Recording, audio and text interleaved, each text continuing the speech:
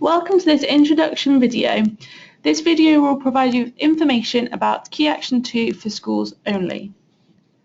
So Key Action 2, Cooperation for Innovation and Exchange of Good Practices, is all about enabling organisations to work together in order to improve provision for learners and share innovative practices.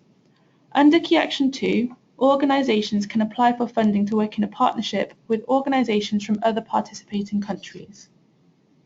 Strategic partnerships aim to support the development, transfer and/or implementation of innovative practices at organisational, local, regional, national or European levels.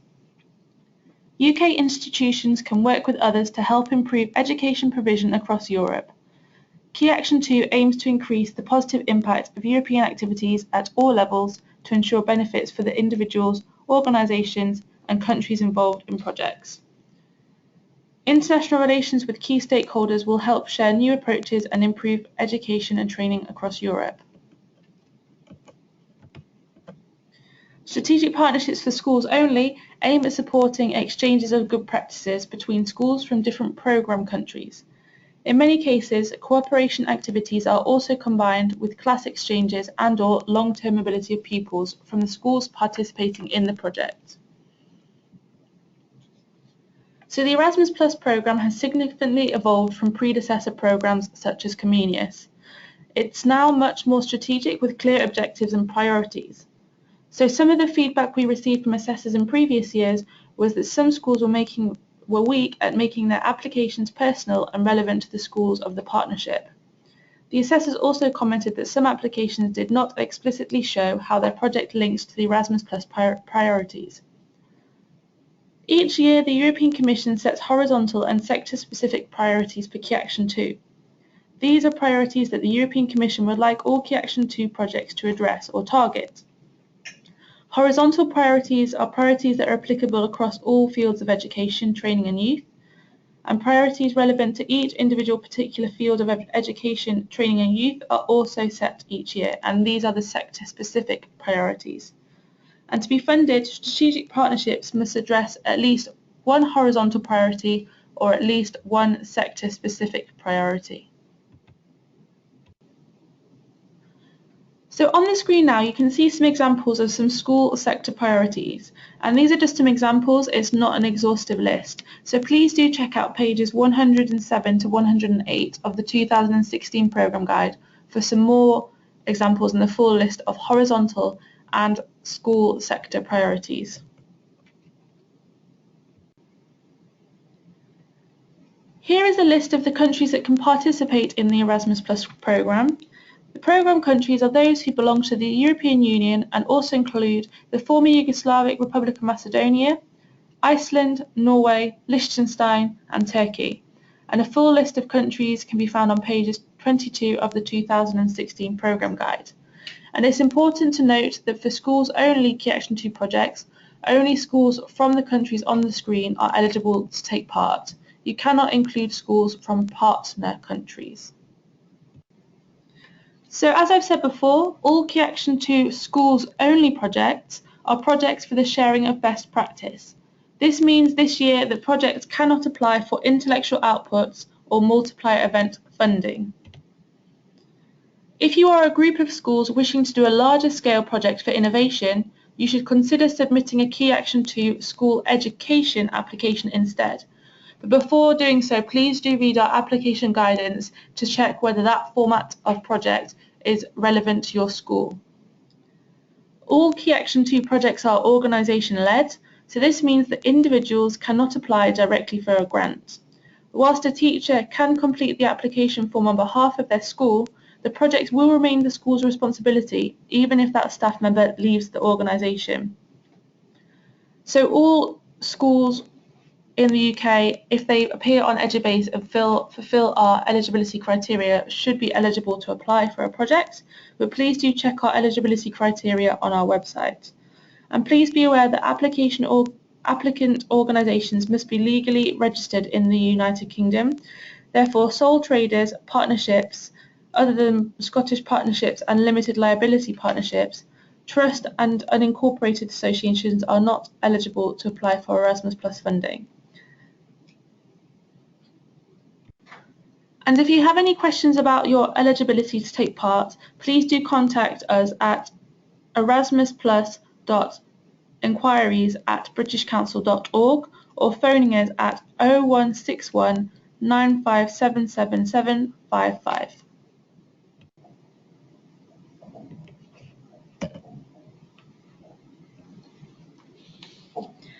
Over the lifetime of a project, strategic partnerships may typically realise a broad range of activities. Each project will have a different size, composition and objectives. You are not obliged to add any additional activities now on the slide, but you may do so if the activities are essential to achieve the successful delivery, impact and planned outcomes of the project. A form of unit cost contribution can be requested for each activity type. So, for transnational project meetings, you can apply to include these as part of your strategic partnership project. These meetings should be used by project coordinators from participating project partners for coordination and implementation purposes. Transnational project meetings should not be confused with learning, teaching, training activities. Learning, teaching, training activities are for staff and pupils and can be incorporated into a project as long as they facilitate the project to achieve its aims and bring added value. If you are interested in a project that focuses purely on development experience through mobilities, you should consider a Key Action 1 project.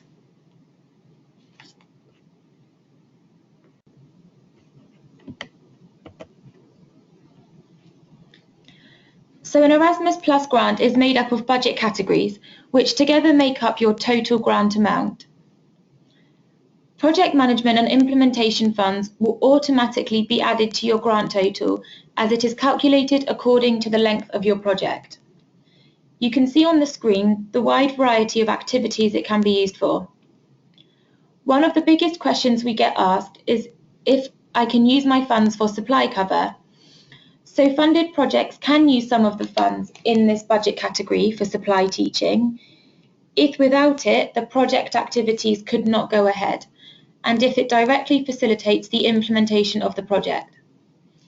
You must keep in mind that if this leads to poor quality of project implementation because there are not enough resources for the organisational and dissemination tasks, this would put your project at risk of having its final grant cut. Transnational project meeting funds can be applied for, although you need to justify the need for the meetings in terms of number of meetings and participants involved. Meetings should be limited where virtual cooperation is not suffice.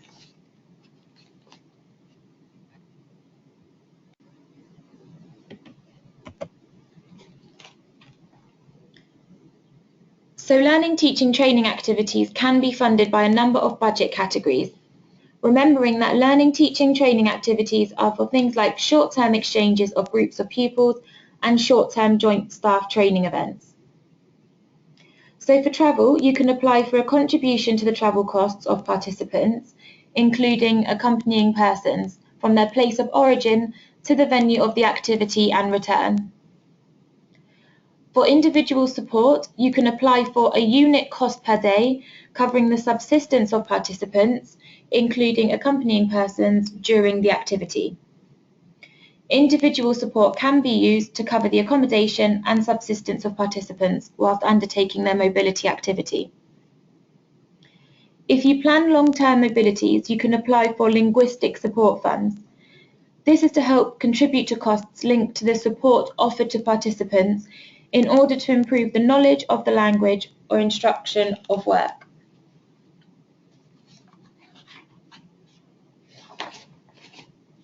There is a category new to 2016, which is expensive travel costs of participants from outermost regions and overseas countries and territories.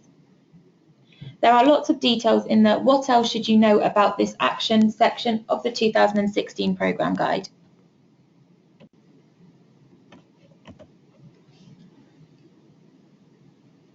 So special needs support can be requested. This is for additional costs directly related to participants with disabilities and accompanying persons, including costs related to travel and subsistence. if justified, and as long as a grant for these participants is not requested through budget categories, travel and individual support. The awarding of exceptional costs is not a given. Clear and full justification must be given in the application. Exceptional costs are based on actual costs and must be supported by invoices and receipts at final report stage.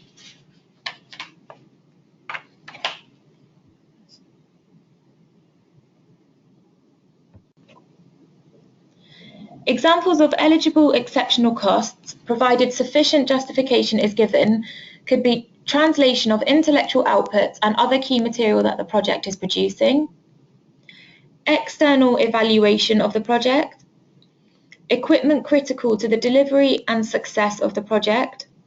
Equipment cannot include normal office equipment or equipment normally used by participating organisations.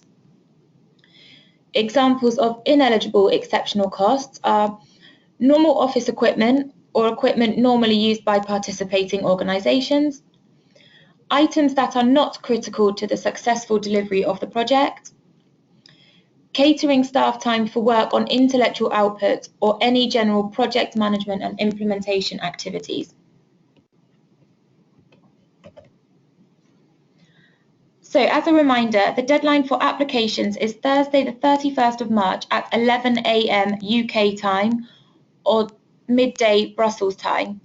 I can't stress enough how important it is that you submit your application well in advance of this deadline.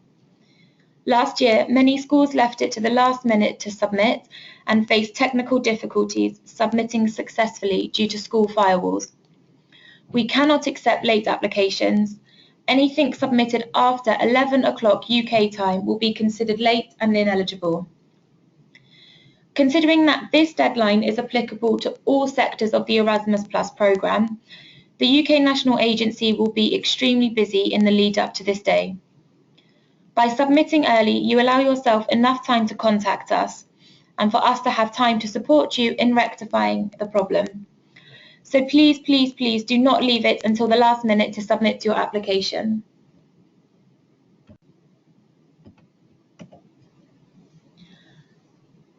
So whilst your project will involve a number of schools from across Europe, only the lead school of the partnership should submit an application.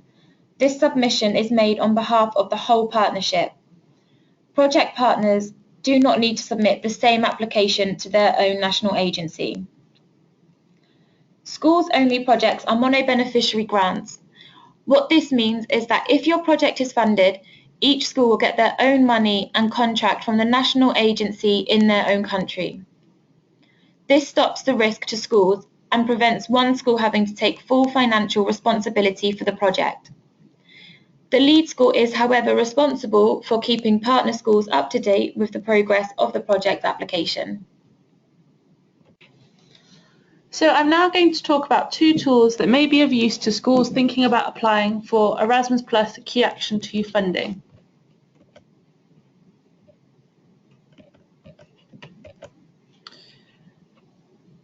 The first one is School Education Gateway.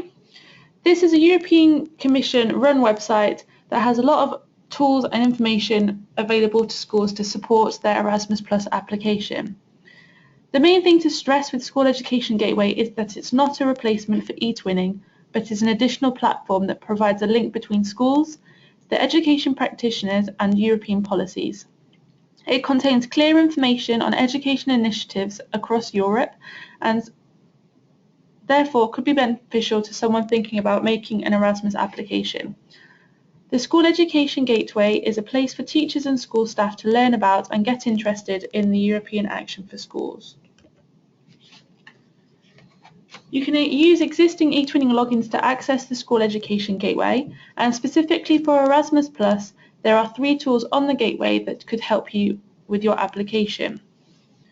Particularly for Key Action 2 projects, there is a Strategic Partnerships section where you can advertise projects to look for additional partners, or you can search for existing projects to get involved with. The second useful website and tool is eTwinning. eTwinning is a free online community for schools in Europe, and it allows you to find partners and collaborate virtually with your projects. It's available in 43 countries, 25 languages, and there's loads of teachers all across Europe and wider registered on eTwinning. There's no application process, but you do have to be a teacher to be able to register for a profile, and you can use the forums for partner finding, and if you are successful, use the Twin Space area to manage your project and communicate with your partners. So you can use it to start, collaborate, grow and develop your school project. Use the partner finding tools and forums. You can use eTwinning to prepare outgoing staff and/or students, and it's a great place to help work on your impact and dissemination for your project. There's a UK National Support Service which is managed by the British Council, and they provide lots of support for anyone that's interested in getting started on eTwinning. They regularly run TwinSpace webinars to help people navigate and use the site, and they can often organise face-to-face workshops to help you get started. So if you're interested in finding out more about eTwinning or getting started, please contact the team at etwinning@britishcouncil.org. And if you just want to find out some general information, please do visit the eTwinning website, and you can see the address on the screen now. So to conclude this video, I'd like to remind you of the support the Erasmus Plus UK National Agency will be offering in the run-up to the deadline for applications. There is written guidance available on our website, and we recommend that you have it with you when you're completing your application form.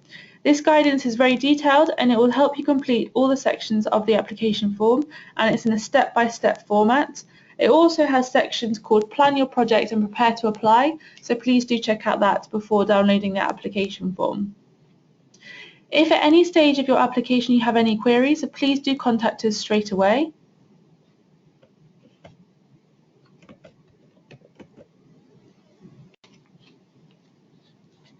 So you can contact us Monday to Friday, 8:30 till 5:30 on the number on the screen now.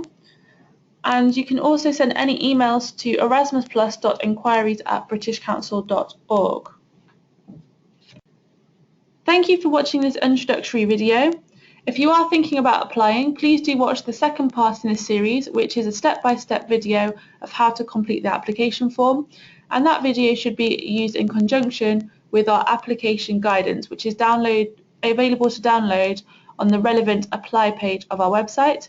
And we are also running a series of question and answers webinars, so if you do have any questions, please do go to our events section of our website and register to attend one of those sessions.